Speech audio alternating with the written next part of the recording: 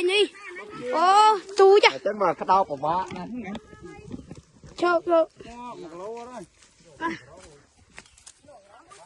phụ vô thi kì ôi không trời ơi mẹ trời mùi ấy dân kia chở này u đàn nắng xanh mờ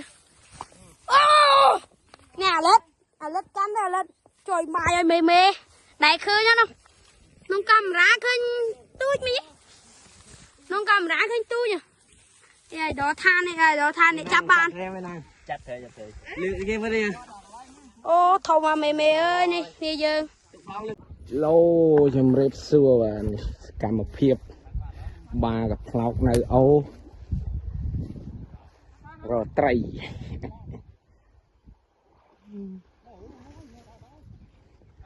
thầy bao bà đá hơi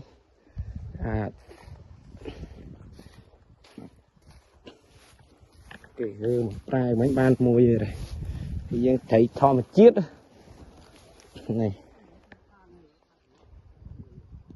con vào đây thì dân lên chẳng người ọt nít đi mình passport lấy chở này dân lên cho mà hộp thì dân nhật lên cho tới này ở mưa crom càng nghe gọt không pung đây prang prang vắt vang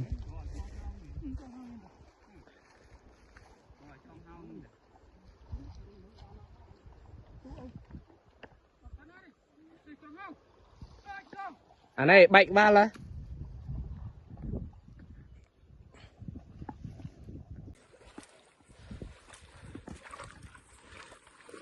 tiền lọc chặt hai á dân do thằng anh đạm đâu thấy gì miếng bọc và đá khai những bàn và đá khai lúc mua được đấy miền này đấy ban áo khởi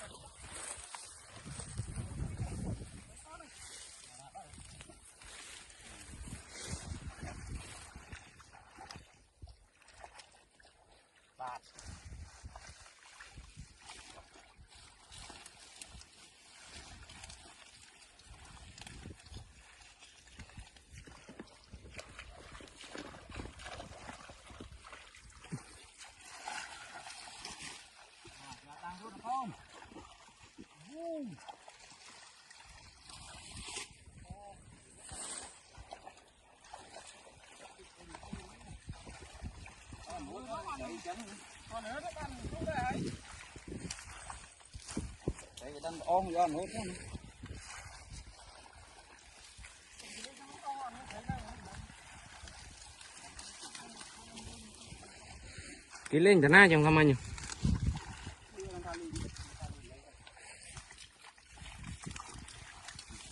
lên thế nấu đây nó nổi cao độ bốc ấy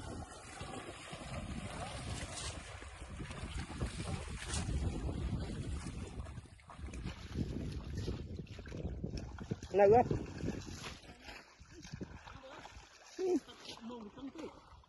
chứ mạch đậm mông rồi con sạch tăng này là tê mà thấy xó khinh đi mà long rồi nè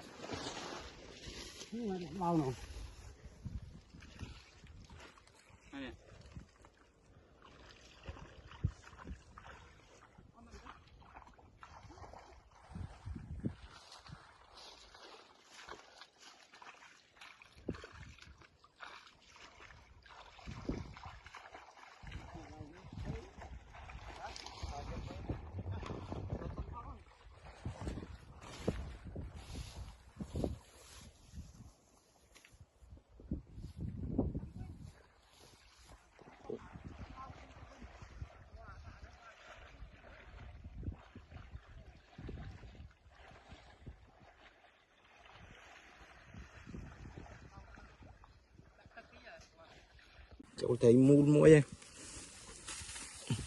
Nhưng bong bánh châu thử chừng năng đi rồi. Chả bắt chua về phóc về nhá. Cọt viện này.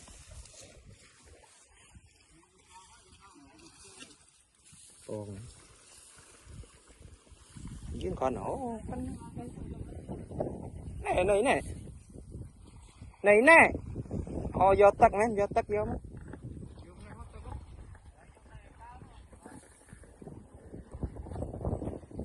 Đàm đạo na nha, chạm đàm đạo na nha. Lăng.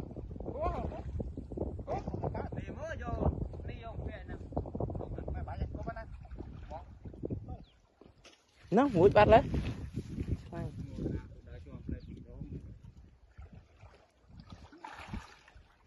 Tôi nguôi nó nghỉ. Con này con phọt nang con.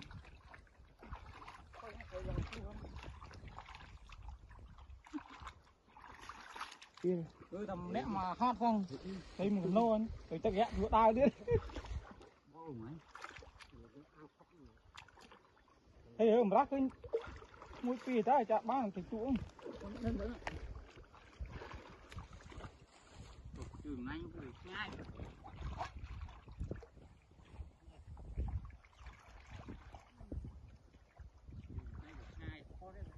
Trong ban thấy tối nọ là tôi vừa đạo hơn chập đòn với anh là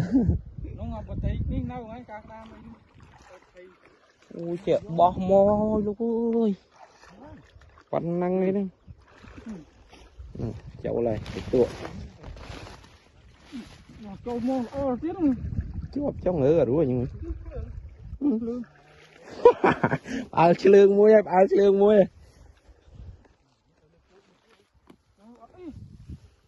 lên châu đó rồi chop này càng nghe chop này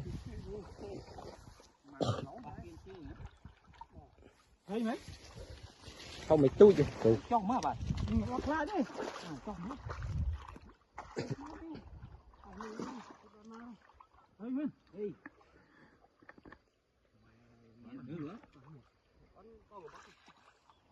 Bắt ba này.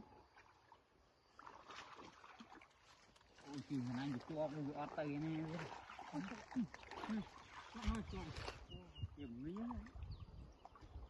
Chọc vào cái kén nó đấy. Lương nó một chanh con kẹo mà. Lương nó ăn khơi.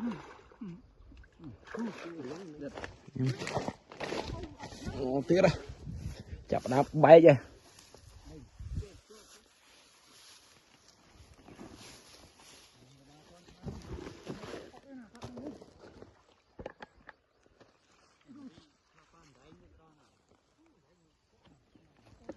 thế gì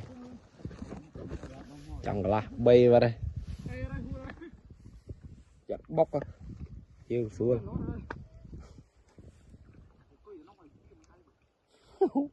thì nó khang lại lưng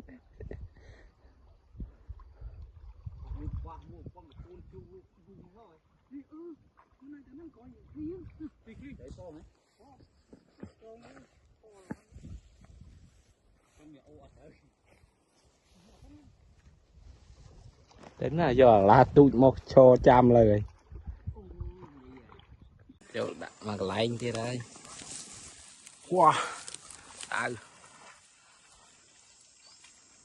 rồng càng nghe bông khắc này đó là rồng càng nghe đằng đi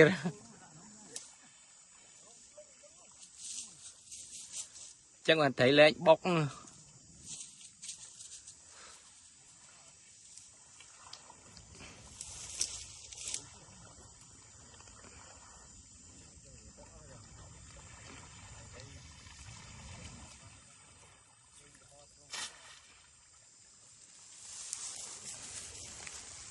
toàn miền bóc đây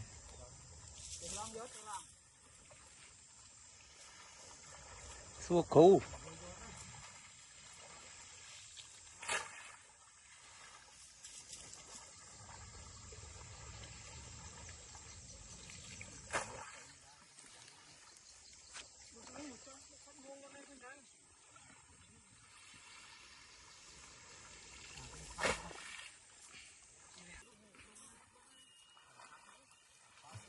anh ở nhà toàn ban thấy gì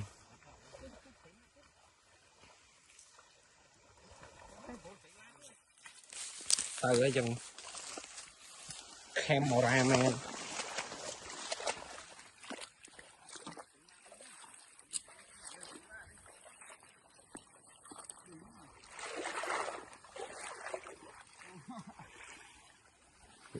theo cùng sát vào đây cho hông văn năng với vậy mấy từ này cho hông cho khay cho xiêm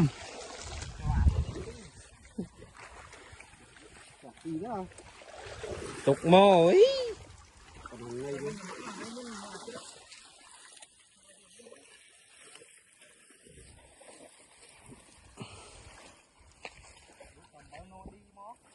nốt đi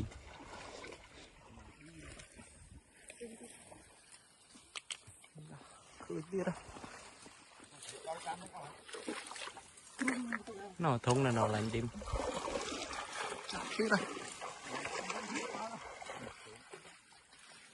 là trên đã hư giống đằng vắn luôn đấy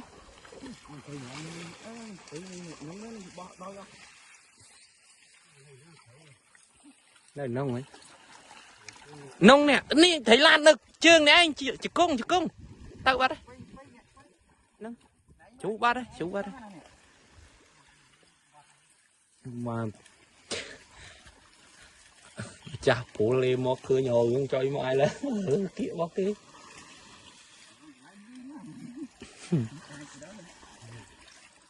chạm nhầm tia nhau với anh pu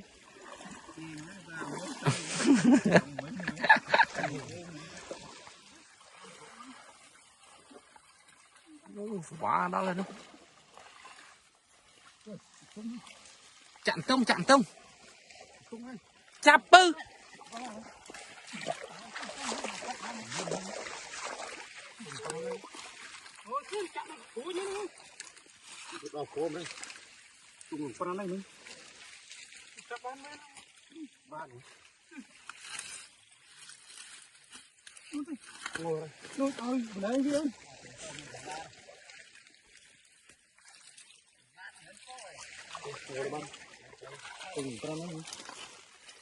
chào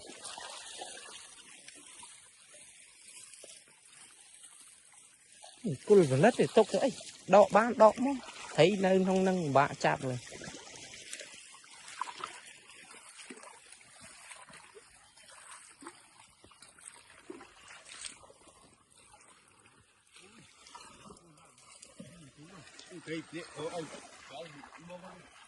vì phải liễn không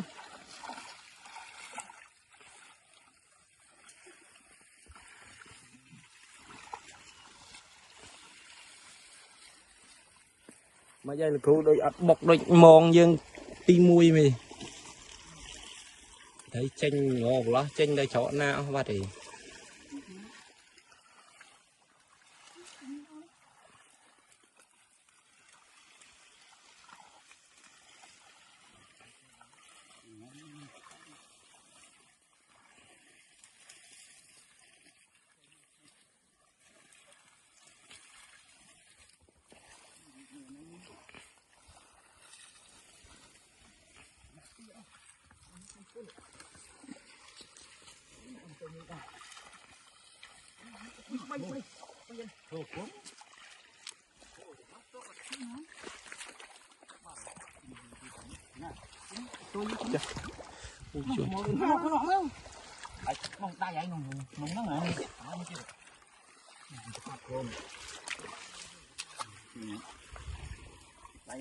con thấy lạ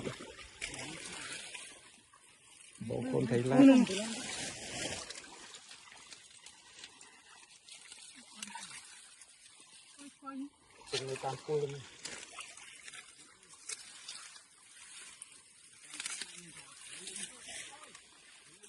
băng mong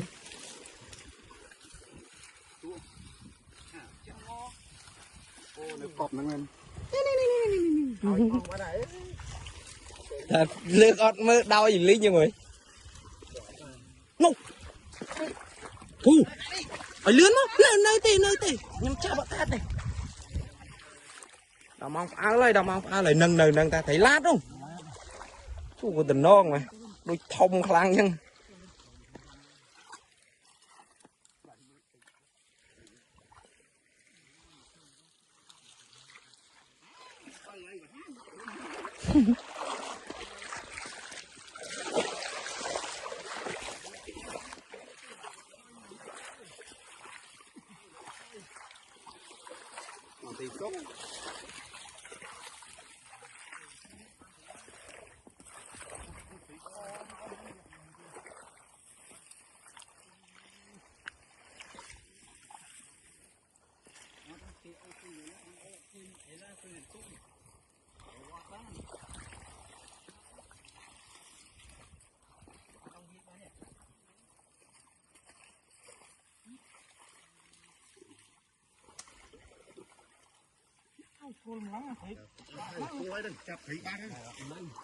việc pôn lai thấy la đâu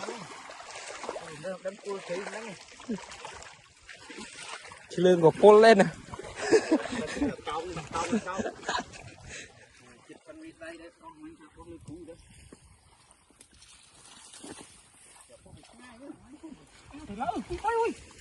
chắp chanh chơi nhưng mà được thấy nó khù bọc mồm mới thế này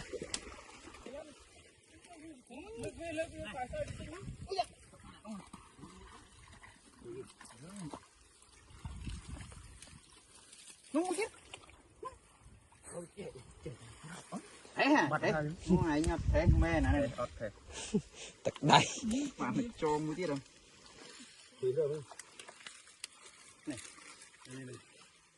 cho nó đây tạ nó có này trong ăn phi hôi chẳng ngon rồi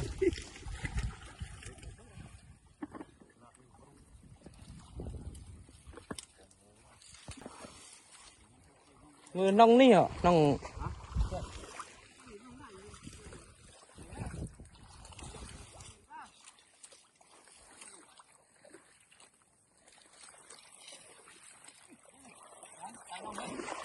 mưa lại chương mong nó lút đó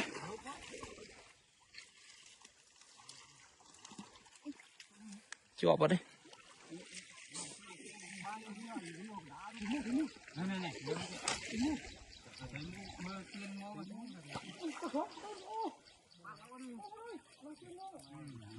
ơi con nó xuống ớt chưa anh trên ao bắn này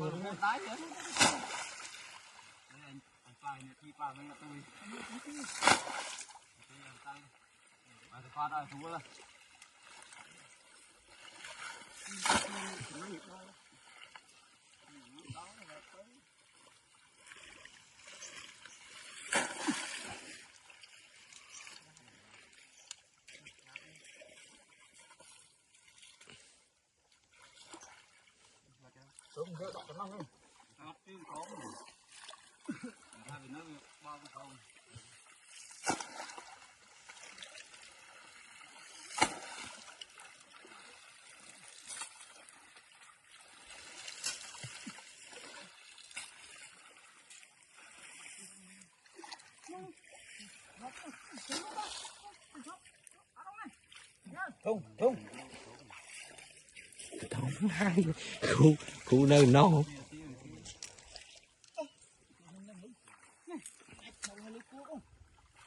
trong đó thầy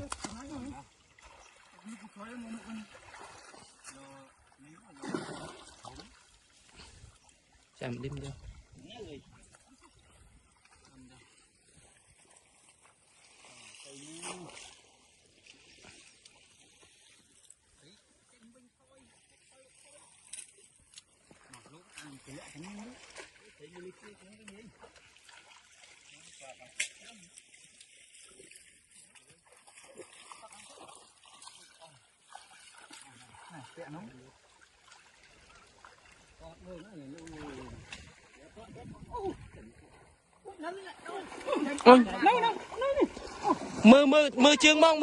mưa chương mong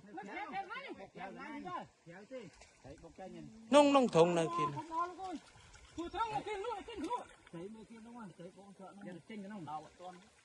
ta nên chấp thình đấy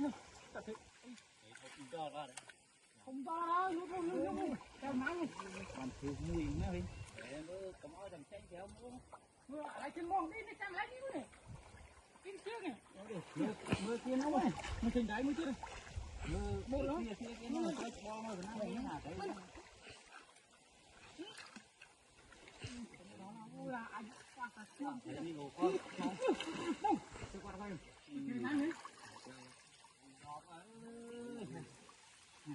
thông men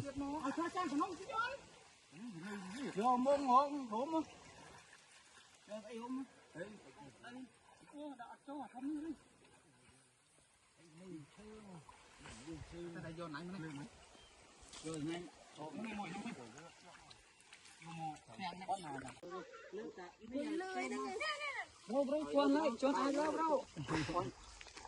thôi mình nhiệt sạch thôi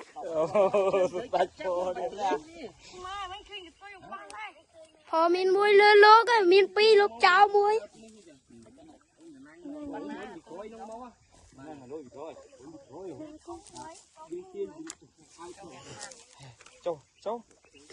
châu người châu sụp nít thẹn chuyến tay mà không tật lật tồn chuyến tay này miền tại Nhật Bản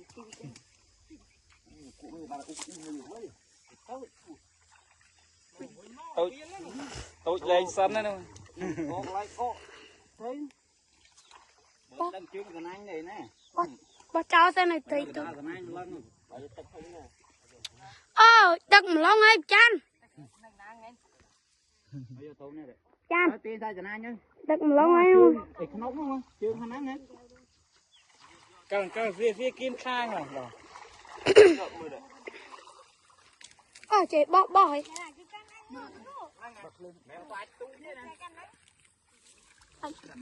đồ hay phân nó đo lia bà này ai đó tha nữa trời mà đó bên đây mơ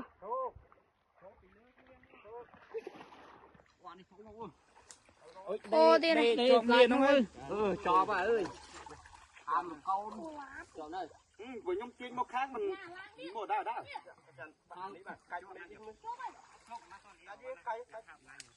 cùng ai trâu yêu lẹ nãy nó múc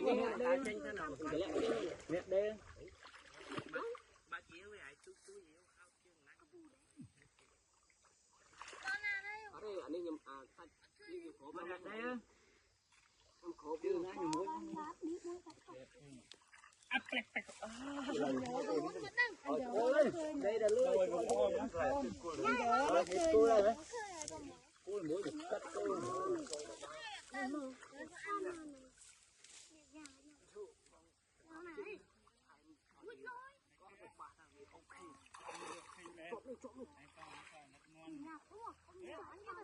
chỗ lại trời ơi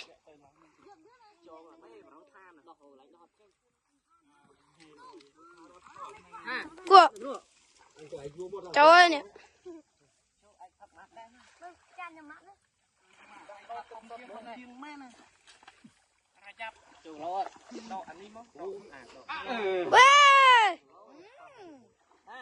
nè mơ nè căn nánh căn đông nè ôi lấy ổng bắn lâu ấy bố bỏ chưa ngon khơi còn chưa này nè bội vô đây ôi đo đây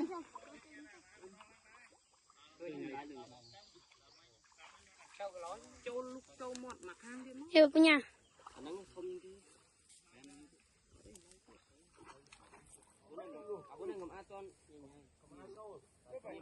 bó cái này phụ này nhau mày ra nghe nhau mày chặt thấy mày nè này thấy ô thông bọc kê mày ơi trời mày thông những đại bro ra dương đi này mồm mùi pro tha này nang dương nang bó có mua sầm nang dương sầm nang đây đi kia dương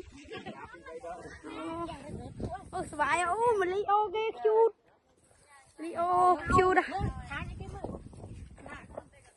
chào ba chăn Thằng nào tới này nắng đi.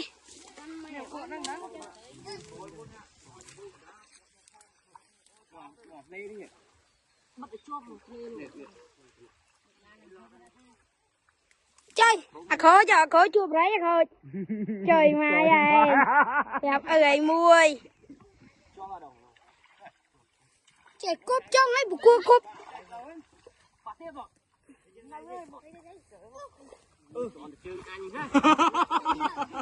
Nè, ô, một con á cháy rồi chụp đấy.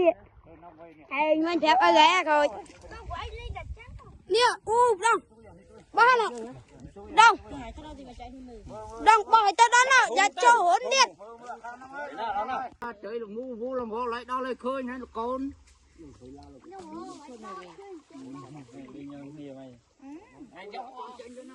Đâu phải sạch đó hết đấy.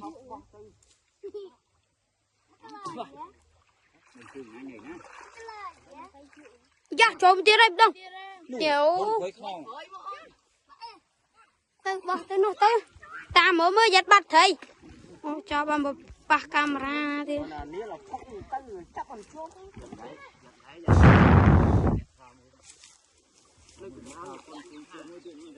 Tiếp rồi. Nó.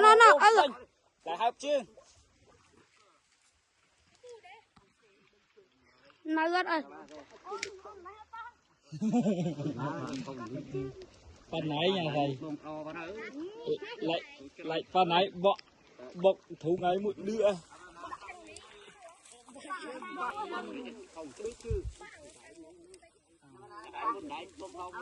Ôi.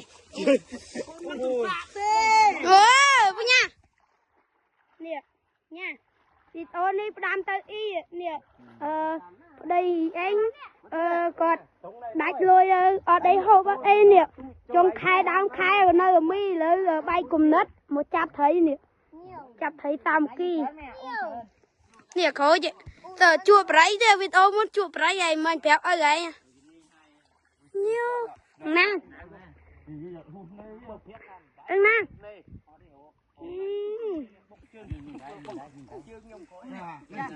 À chị ơi.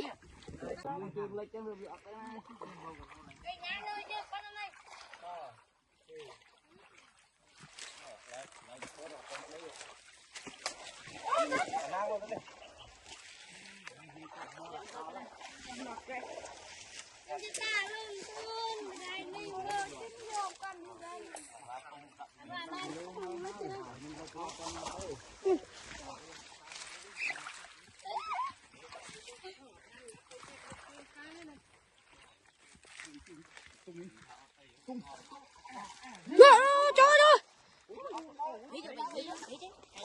Chăn lươn. Ôi lên tung. Tung. Chơi. Được.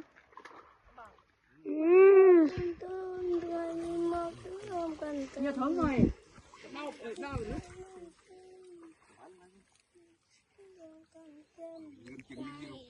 Ai có đâu. Đúng là có khỏe.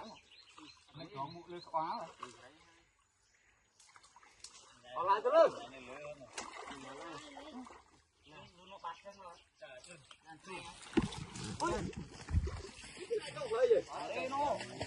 Nó giờ khai pua mà. Mình làm tự.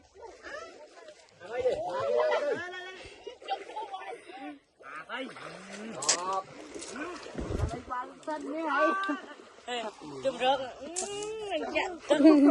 Chạy là đau tốt ghê. Thì anh đi cho thang khơi tí mà tất cả lại cho nó má.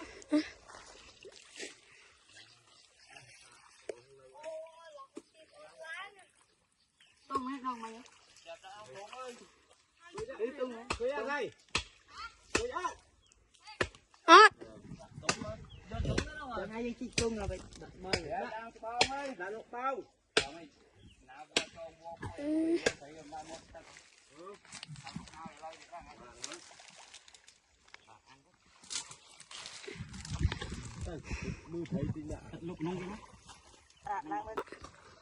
Trời ơi. Trời ơi, Phu. Ô.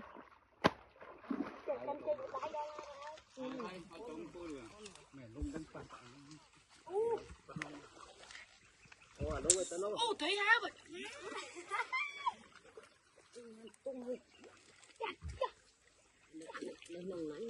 Ôi trời ơi, tụi ba ơi, cháu ơi, thấy tụi chuông. Chuông cho phong ở đây. Chà, lấp mũi chà. Lấp mũi. Đây là cái này cho à vây để thêm. Đó, thò đây. Thò thừa này chọn luôn ấy.